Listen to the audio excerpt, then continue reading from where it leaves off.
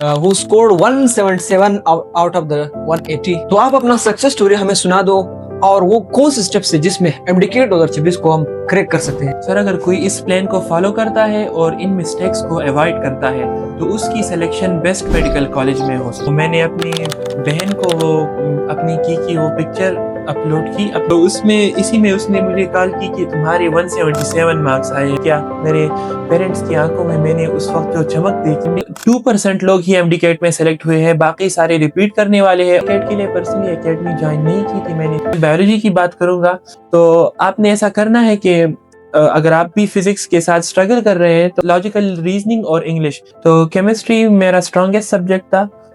आप एक chemistry topper हो। मेरा ये ख्याल था कि किसी टॉपिक पर आपका कॉन्सेप्ट क्लियर होना और उस पर आपका एमसीक्यू सॉल्व, ये एक दूसरे से मुख्तलिफ भी है। हम अपने डॉक्टर से न्यू डॉक्टर साहब को गिफ्ट देने वाले हैं। मेरी प्रिपरेशन में सबसे बड़ा role. Very very congratulations to doctor साहब who scored 177 out of the 180 in MDCAT as a topper। तो मैं आपको बहुत बहुत मुबारकबाद देता हूँ डॉक्टर साहब। Thank you. आपने बहुत अच्छा स्कोर किया MDCAT में। MDCAT में भी मैंने फिजिक्स में 36 आउट ऑफ 36 सारे एमसीक्यूज ठीक। क्या बात है, कांग्रेचुलेशन यार, बहुत अच्छा। Thank you. केमिस्ट्री मेरा स्ट्रॉन्गेस्ट सब्जेक्ट था। इसके लिए मैंने कोई लेक्चर नहीं देखा था, बस कुछ ही टॉपिक्स थे जिसके लिए मैंने WA एकेडमी के केमिस्ट्री के लेक्चर्स जो कि यूट्यूब पर है वही देखे थे। लेकिन मेरे जिन फ्रेंड्स ने वो देखे थे तो उनका रिव्यू इस पर अच्छा आया था। तो I would recommend if you are struggling with chemistry तो आप WA एकेडमी के लेक्चर्स देखें यूट्यूब पर। एकेडमी की बात कर रहे हैं? जी हाँ, वो तो वही लेक्चर्स मैंने देखे थे कुछ टॉपिक्स के। और आपने केमिस्ट्री जो है ना, खासकर सेकंड ईयर की केमिस्ट्री जो कि ऑर्गेनिक है और इनऑर्गेनिक पोर्शन है, तो उसमें आपने बुक लाइंस पर इसी तरह से फोकस करना है जैसा कि हम बायो रिवाइज करते हैं। तो इसमें हर एक बुक लाइन मैटर करता है और हर एक कॉन्सेप्ट। आप ऐसा करें कि मैं ऑर्गेनिक केमिस्ट्री मेरी अच्छी थी, उसकी वजह ये थी कि मैं हर एक रिएक्शन मैकेनिज्म से करता, तो उससे वो रट्टे वाला पॉइंट भी खत्म होता। मतलब ये रिएक्शन यहाँ से हाइड्रोजन मतलब कट गया और कार्बन से डबल बॉन्ड बनाया, तो इसी तरह से आप केमिस्ट्री अच्छी तरीके से कर सकेंगे। और वही स्ट्रेटेजी, मतलब जो एमसीक्यूज मुझसे गलत हो रहे तो मैं अपने साथ केमिस्ट्री की बुक में नोट कर लेता, या उसका जो कॉन्सेप्ट था, मतलब एक एमसीक्यू मैंने गलत किया और उसमें जो कॉन्सेप्ट था तो वो मैं अपने साथ बुक में नोट कर लेता और फिर जब रिविजन्स करता था तो उसी में वो मेरे रिवाइज हो जाता था।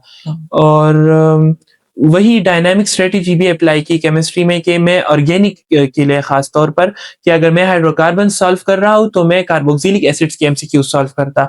और इस साल मतलब हमारा केपी का जो टेस्ट था उसमें केमिस्ट्री पोर्शन में ज्यादा बच्चे रह गए कि वो कहते हैं कि हमारी केमिस्ट्री अच्छी नहीं थी।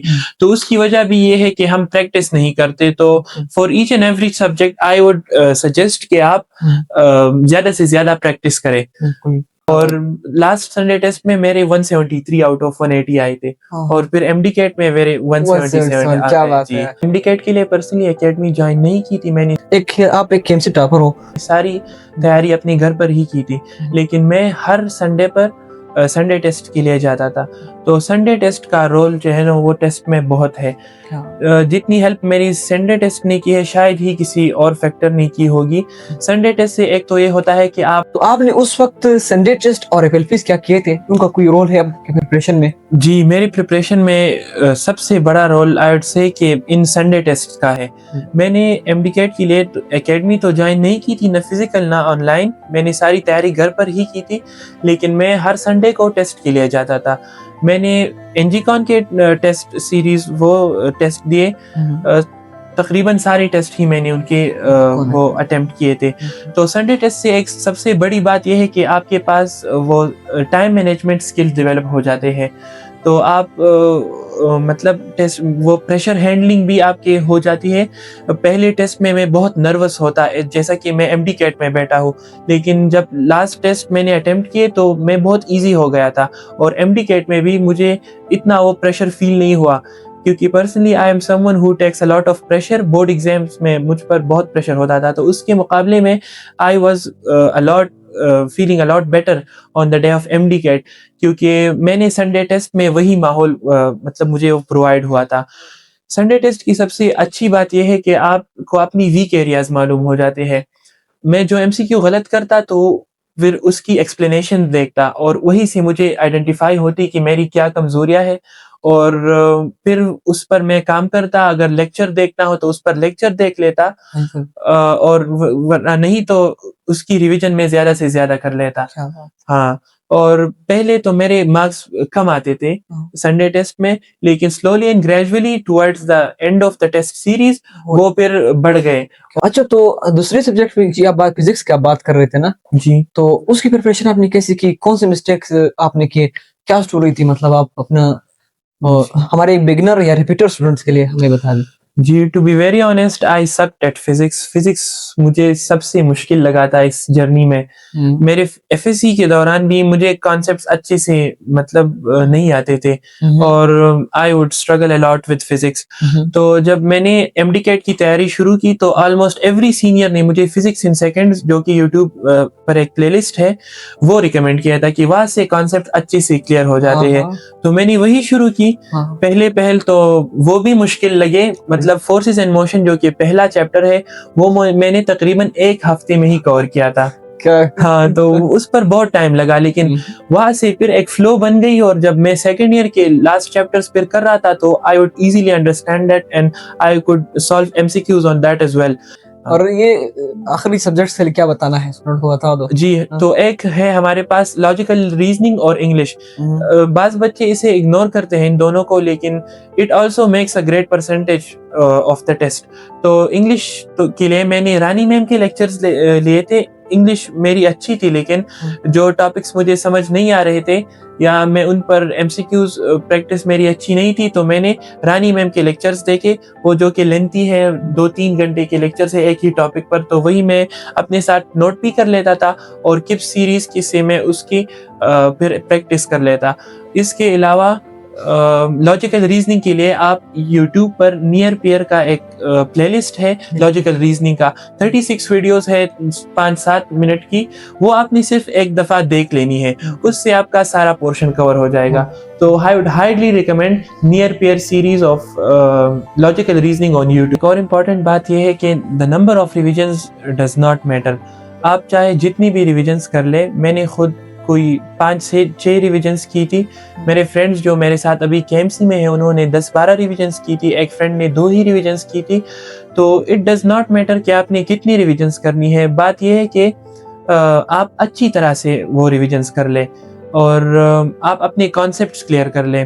बायोलॉजी के लिए आप भी लेक्चर्स ले सकते हैं। कॉन्सेप्ट्स के लिए मैंने डॉक्टर सफ़ी की जो यूट्यूब का प्लेलिस्ट था उसमें कोई 2-3 वीडियोस देखी थी कल, इनका चैनल जब मैं देख रहा था तो मुझे वो भी बहुत अच्छी लगी। आई वुड रिकमेंड दोस्त, क्योंकि इसमें तो एक उन्होंने सारे बोर्ड्स के मतलब वो कोर्स कवर किया हुआ है, और इसमें पास्ट पेपर्स भी है, तो वहाँ से एमसीक्यू का वो कॉन्सेप्ट भी डेवलप हो जाता है।